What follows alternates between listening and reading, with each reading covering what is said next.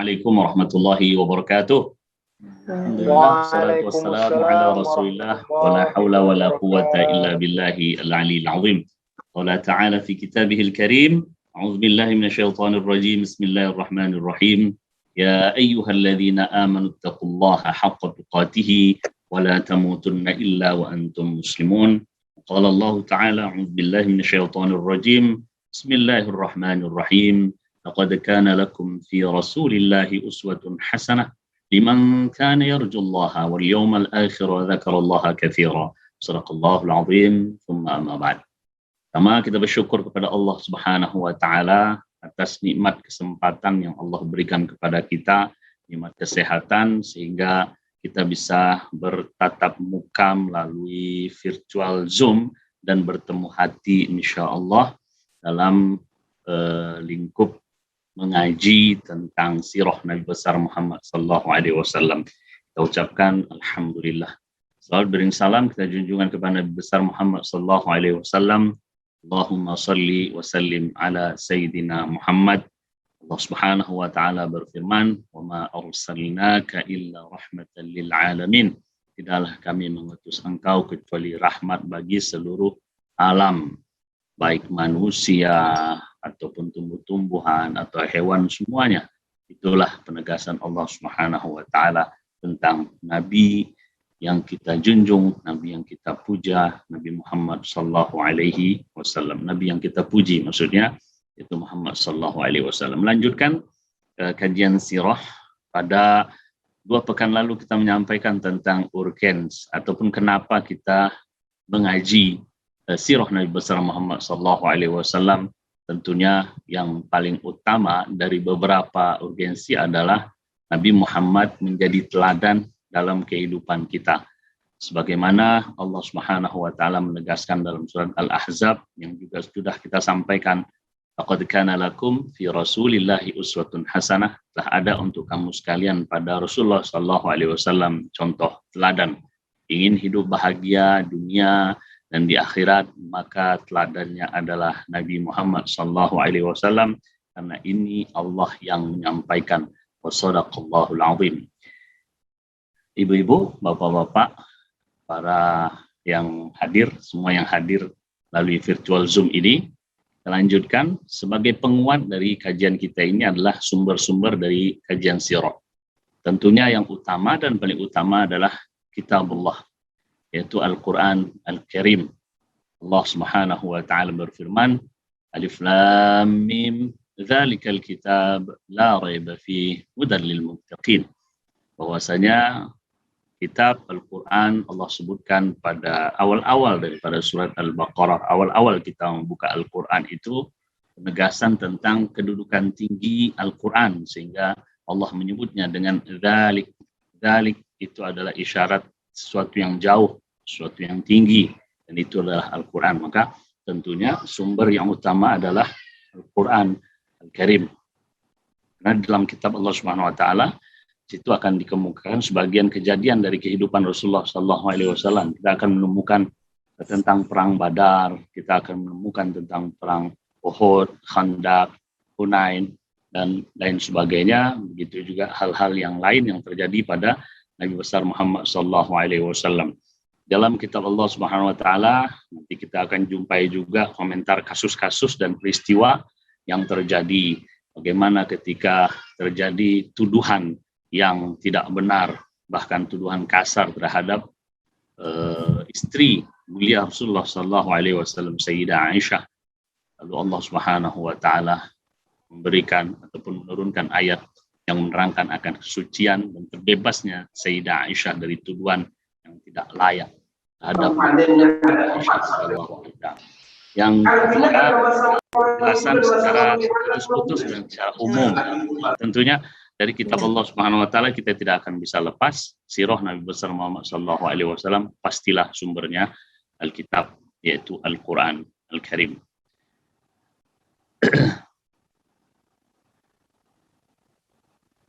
Sumber selanjutnya adalah sunnah nabawiyah yang sahih tentunya, yang terkandung dalam kitab-kitab para imam hadis yang terkenal jujur dan amanah. kutubus sittah ya, Al-Bukhari, Muslim, Abu Daud, Tirmidzi, An-Nasai, Ibnu Majah, Muwatta, Imam Malik dan Musnad Ahmad. Jadi di beberapa literatur sirah itu akan kita temukan sumbernya adalah yang disampaikan oleh ataupun diriwayatkan oleh Imam Bukhari, ada yang disampaikan oleh Imam Muslim. Salah satu contoh adalah ketika Rasulullah SAW menyampaikan tentang nasabnya, maka itu diriwayatkan oleh Imam Bukhari.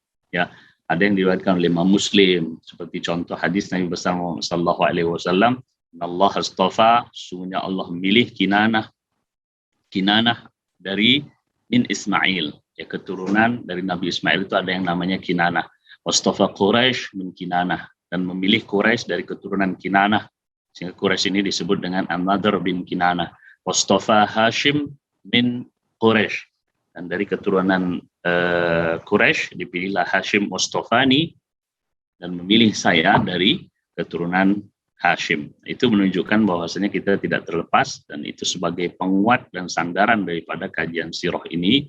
Dan apa yang disampaikan dalam kajian sirah ini tentunya berlandaskan sesuatu yang sangat kuat sekali, yaitu kitabullah dan sunnah Nabi besar Muhammad SAW.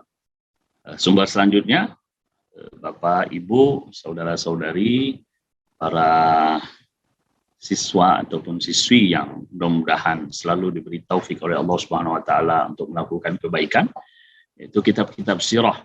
Masa sahabat apakah sudah ada? Ya, tentunya tidak ada perhatian untuk menyusun. Ya, namanya kitab sirah Nabi besar Muhammad sallallahu alaihi wasallam, belum ada seseorang untuk memperhatikan ataupun ada perhatian untuk menyusun, belum ada. Di masa tabi'in perhatian mulai untuk menyusun tentang perjalanan hidup Nabi besar Muhammad sallallahu alaihi wasallam, dari peristiwa sebelum lahir Nabi besar Muhammad sallallahu alaihi wasallam, lahir Nabi besar, dan seterusnya. Dan diantaranya ini adalah nama para tabi'in sebagai penguat kajian ataupun penguat ilmu kita. Ada namanya Urwah bin Zubair, Abban bin Utsman, Shuraih bin Sa'ad, Wahab bin Munabbih, Ibnu Syihab, Az-Zuhri. Semua yang ditulis sudah lenyap, ya, sudah tidak ditemukan kecuali beberapa bagian yang sempat diriwayatkan oleh Imam Tabari.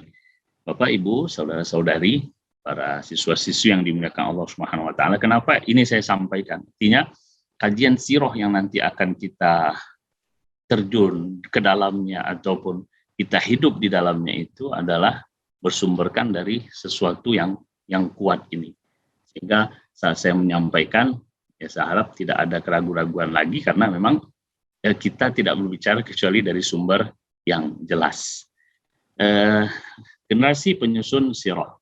Selanjutnya adalah seperti Muhammad bin Ishaq, maka kita mendengarkan sirah Ibnu Ishaq, ya, sirah Al-Waqidi, ya, Muhammad bin Sa'ad atau Baqatul Kubra, Abu Muhammad Abdul Malik Ibnu Hisham. Ini yang sering mungkin kita dengar, sirah Ibnu Hisham, ya. Sirah Ibnu Hisham, perjalanan hidup Nabi besar Muhammad sallallahu alaihi wasallam, kitab daripada Ibnu Hisham. Namanya Abu Muhammad Abdul Malik. Namanya itu Abdul Malik. Abu Muhammad adalah kunyah dan dikenal dengan Ibnu Hisham. Ada lagi Ibnu Khalikan mengatakan begini, Ibnu Hisham adalah orang yang menghimpun sirah Rasulullah sallallahu alaihi wasallam dari Al-Maghazi dan dari As-Siyar. Ya, Siyar yaitu jamak daripada sirah, karangan Ibnu Ishaq, yang telah menyempurnakan dan meringkasnya. Jadi bisa kita ambil kesimpulan dari sumber ini, jika Bapak Ibu, siswa-siswi, dan semua yang hadir melalui virtual Zoom ini ingin mengkaji sirah. Saya pegang buku karangan Ibnu Hisham, bagus, karena memang banyak sumber ataupun referensi yang diambil dari kitab Ibnu Hisham, atau sirah Ibnu Hisham, Ibnu Hisham kalau bahasa fasihnya begitu. Jadi mengkaji satu kitab itu aja bisa kalau kita seriuskan kitab sirah Ibnu Hisham, bisa. Dan insya Allah kita akan bisa mengambil kesimpulan apa yang dilakukan Rasulullah SAW dan bagaimana perjalanan hidup Nabi besar Muhammad SAW. Penerusnya adalah Asfahani, Dalail An-Nubuwah, Tirmidzi, Kitab Asy-Syama'il, Ibnu Qayyim Al-Jauziyah, Zadul Ma'ad. Tentunya kalau kita masuk kepada yang kontemporer ya banyak ya, yang dikarang oleh Mubarak Furi, Sofiyur Rahman Al-Mubarak Furi, seorang dari India yang mengikuti perlombaan penulisan sirah Nabi besar Muhammad Sallallahu Alaihi Wasallam di seluruh dunia, dia mendapat juara satu lah istilahnya, pemenang penulis sirah Nabi besar Muhammad Sallallahu Alaihi Wasallam. Nah, kita mengambil kesimpulan di sini. Oke, saya akan baca buku sirah Nabawiyah karangan Mubarakfuri, Sufiur Rahman Mubarakfuri. Bagus, ya. Dan itu banyak sekarang sudah diterjemahkan ke dalam bahasa Indonesia, sudah diterjemahkan ke dalam bahasa Inggris. Tinggal pilih kita mau bahasa Inggris atau bahasa Indonesia. Kalau cari yang bahasa Jawa belum ada, ya. Kalau kecuali ada yang menerjemahkannya ke dalam bahasa Jawa. Artinya sumber-sumber ini sudah ada. Kitab rujukan kita untuk mengkaji perjalanan hidup Nabi besar Muhammad Sallallahu Alaihi Wasallam sudah ada. Namun, apakah kita pernah membaca salah satu dari kitab itu dari awal sampai akhir? Belum pernah. Kalau belum pernah, ya mudah-mudahan dengan kajian sirah Nabi besar Muhammad Sallallahu Alaihi Wasallam melalui virtual Zoom ini memicu kita untuk kemudian mencari bukunya, kemudian kita membacanya, kemudian kita merenungkan apa yang kita baca, yang menimbulkan rasa cinta kepada perjalanan hidup Nabi besar Muhammad Sallallahu Alaihi Wasallam, atau mengetahui perjalanan hidup Nabi besar Muhammad Sallallahu Alaihi Wasallam, perjuangan Nabi Muhammad Sallallahu Alaihi Wasallam, sehingga timbul rasa dalam diri kita itu cinta kepada Nabi Muhammad. Kalau sudah cinta, maka apa yang dilakukan oleh Nabi Muhammad, anjuran, ajakan, tuntutan itu kita berusaha untuk mengikutinya, bukan hanya sekedar menambah isi kepala saja. Namun kita ngaji ini tujuannya adalah untuk amal, ya. Ilmu tanpa amal ibarat pohon tanpa buah, ya kan gitu. Ilmu bila amalin kasyajari bila samarin. Ilmu tanpa amal bagaikan pohon yang tak ada buah.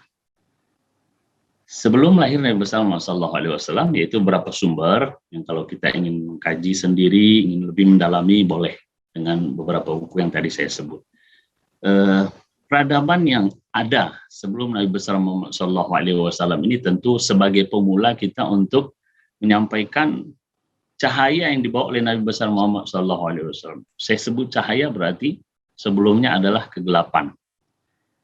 Cahaya dengan gelap itu, cahaya pasti menerangi, gelap tidak akan menggelapkan yang terang, namun terang bisa menerangkan yang gelap.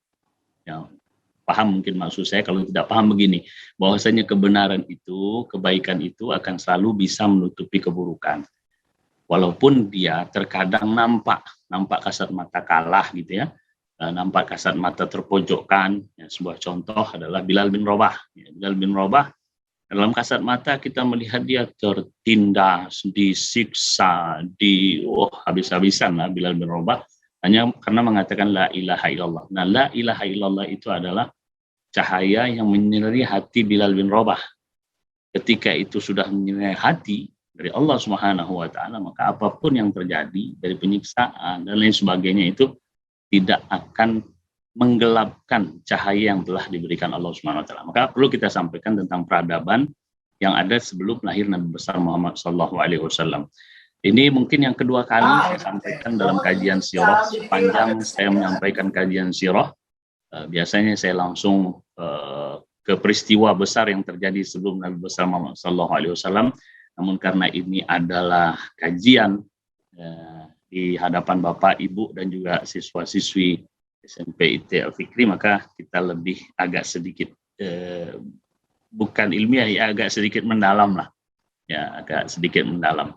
Bagaimana kondisi ataupun peradaban yang ada saat itu. Kita ketahui ada dua peradaban besar ini, Persia dan Romawi. Ya, kemudian ada India dan Yunani. Yunani ya hampir sama juga lah dengan Romawi.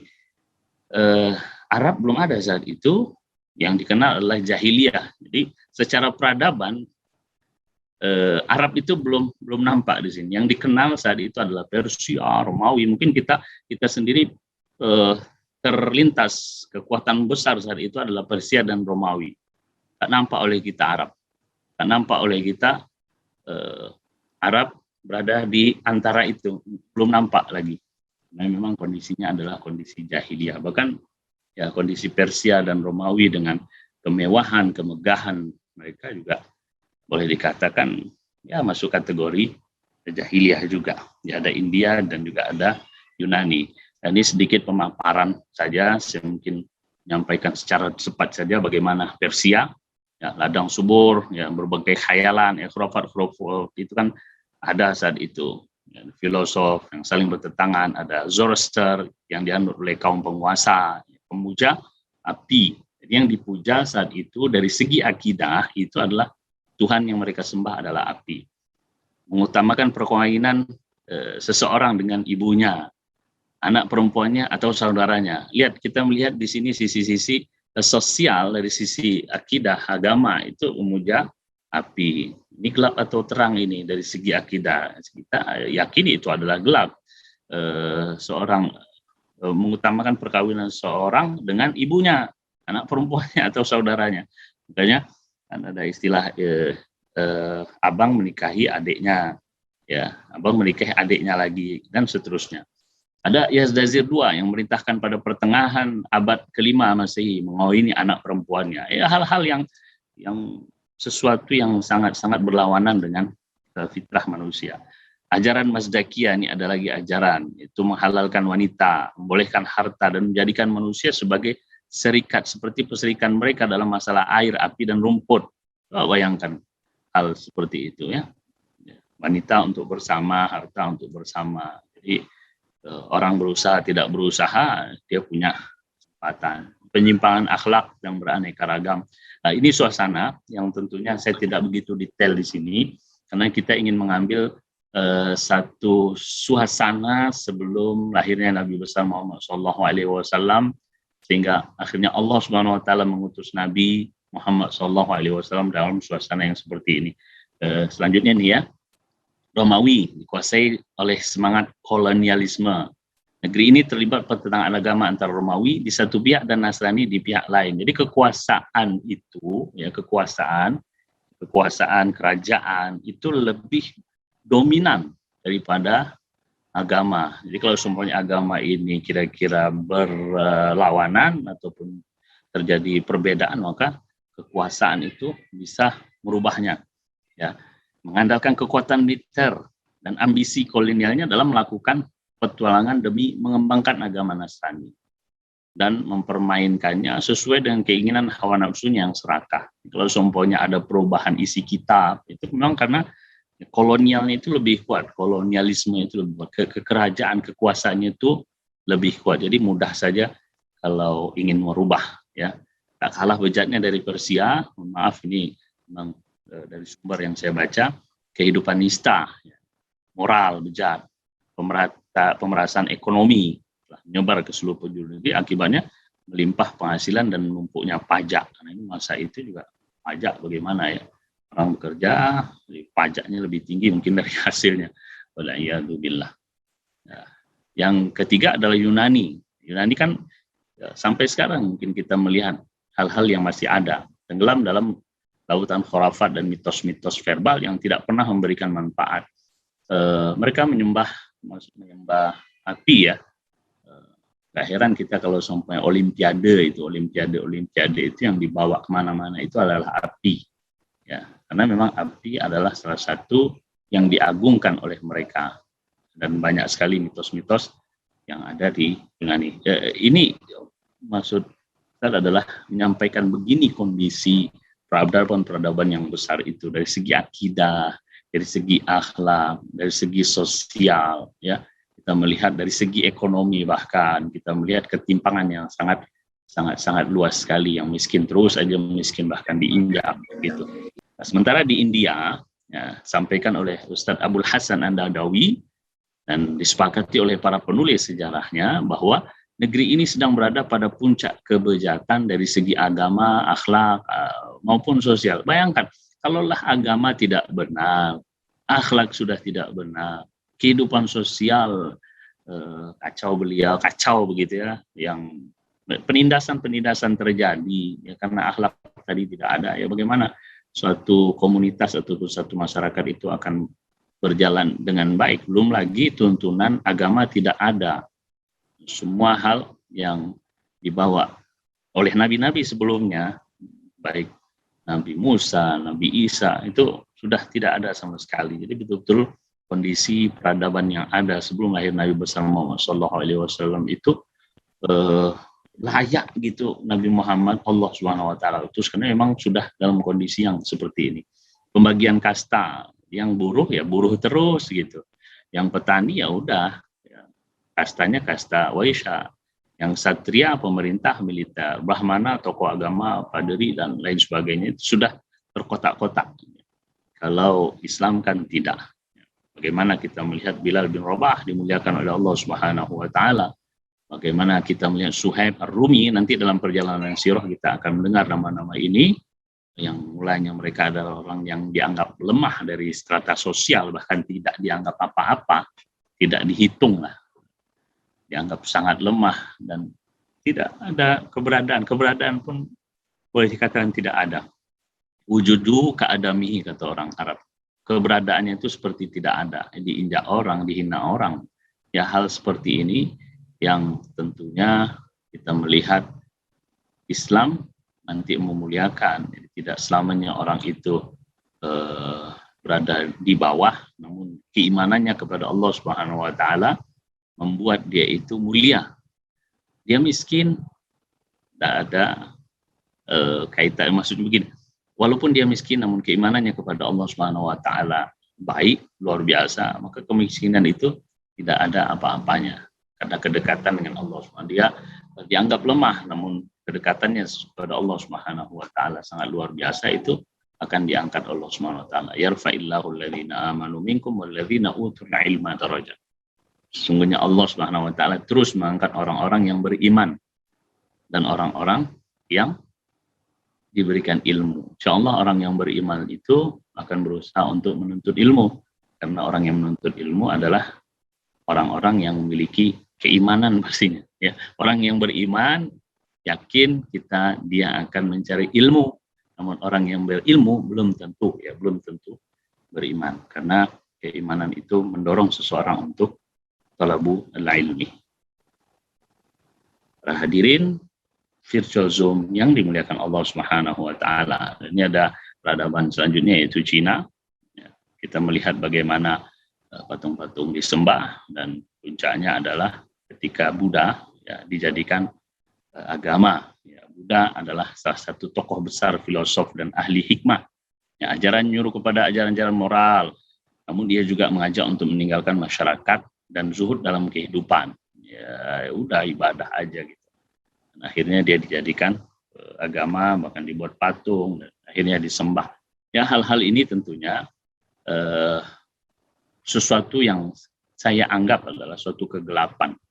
Akidah tidak benar, akhlak berantakan, kehidupan sosial juga berantakan, sehingga hal-hal inilah yang nantinya Allah Subhanahu Wa Taala harus mengutus seorang nabi yang mengajak mereka.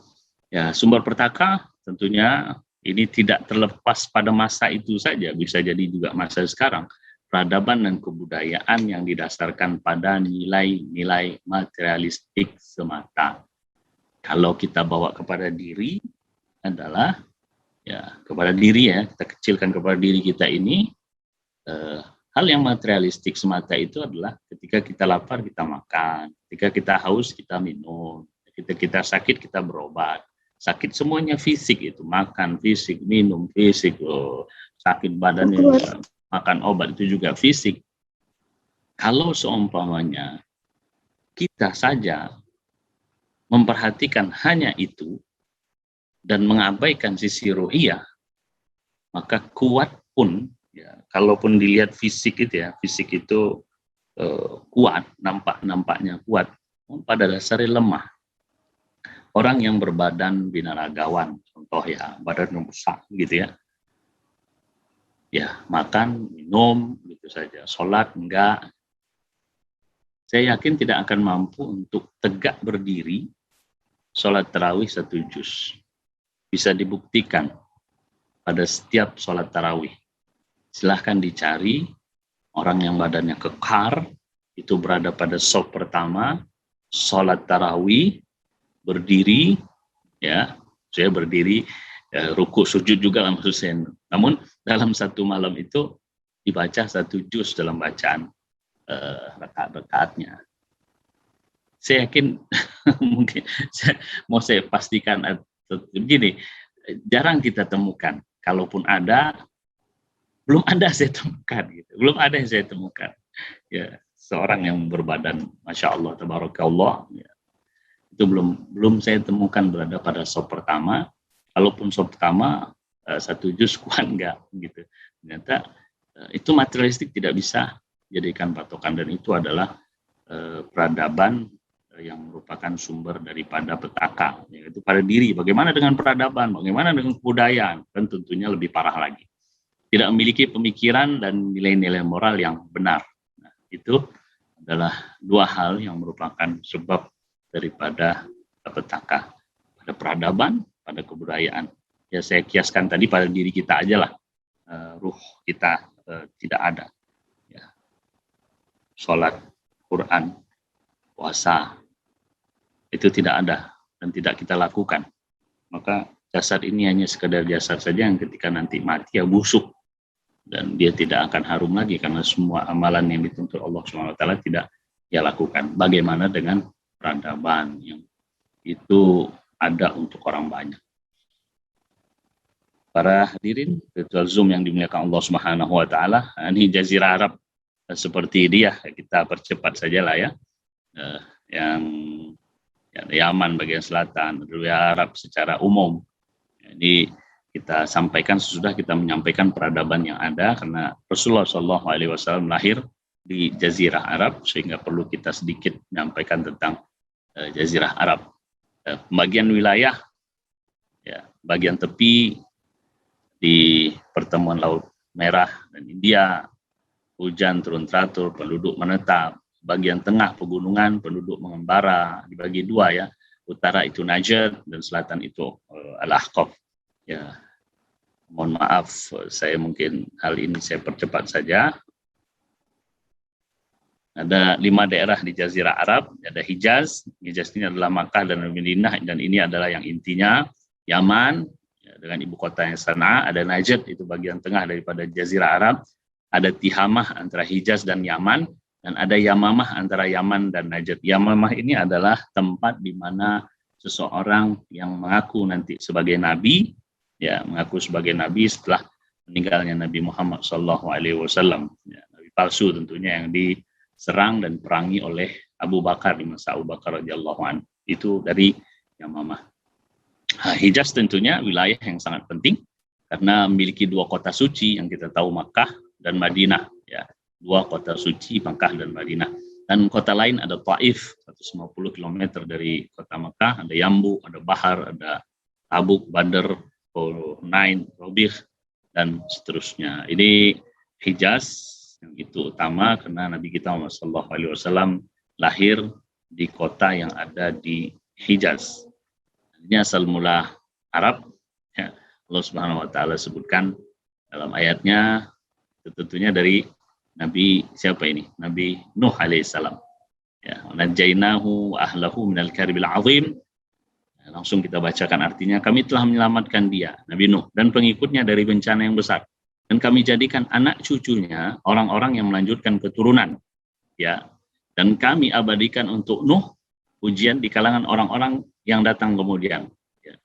Kesejahteraan kami limpahkan atas Nuh di seluruh alam. Sungguh demikian kami memberi balasan kepada orang-orang yang berbuat baik. Nah, ini adalah keturunan daripada Nabi Nuh, sehingga Arab boleh dikatakan dari Nabi Nuh. Bahkan kita ini juga adalah keturunan dari Nabi Nuh, orang-orang yang diselamatkan Allah Subhanahu Wa Taala dari keturunan Nabi Nuh itu ya dibagi menjadi 3 ini. Saya yakin kita semua tahu ada Yafes, ada Sem, ada Hem.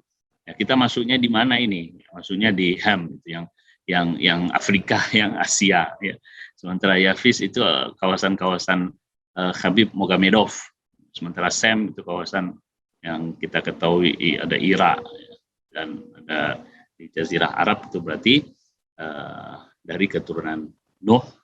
Orang-orang Arab adalah dari Sem. Ya, kita tidak lepas dari ini. Bisa kita ingat ini. Dari Nabi Nuh itu ada Yafes, ada Sem, ada Ham. Dari situlah kemudian nanti ada Eropa, ada Asia, ada Afrika, dan semua ini adalah keturunan Nabi Nuh.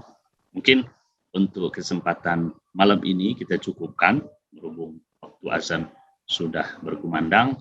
Insya Allah pada pekan pertama di bulan depan kita akan lanjutkan atas izin Allah Subhanahu wa Ta'ala. Terima kasih atas segala perhatian. Mohon maaf jika ada kekurangan dan kesalahan.